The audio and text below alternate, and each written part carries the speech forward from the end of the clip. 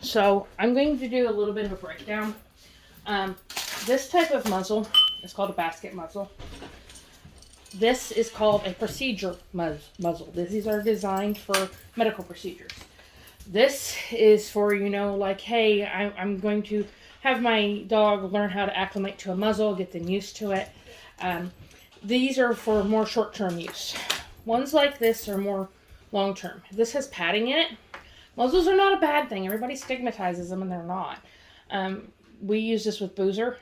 He's more comfortable when he's muzzled. It's a safety thing for him. He doesn't try to bite. He's just comfortable with the muzzle. He gets a little overstimulated with play with other dogs, so we have to watch him. But every type of muzzle has a use. And when it comes to these, the acclimation is the same. These are for like grooming and stuff like that. This is a simple setup for feeding, okay?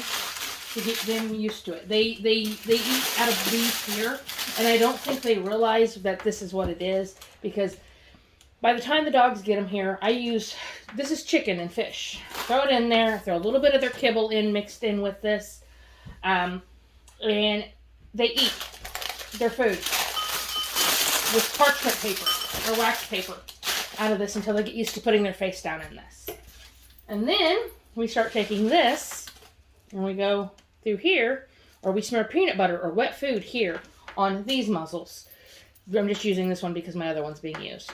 But this makes it much easier to prevent issues with the dogs. It's not throw this on their face. This is literally treat, treat, treat, treat. Until they get used to it. Once they get used to this. And then we work. The lessons that I work with you guys on, this is why I have you guys follow up with a bunch of lessons after you work with me with your dogs. This is slowly acclimated over time and part of the training that we do to acclimate them to getting used to being in a muzzle. Muzzles are not negative. They are only negative when we make them that way. If your dog is aversive to a muzzle, start out here. If your dog has been exposed to a muzzle and it might have, you haven't been using one, start out here and then go here. They know this stuff if they've been here to know what this is, because we bring it out. We give treats with it. We give treats through it. The big thing to keep in mind when you have that going on is the more you reinforce, the better.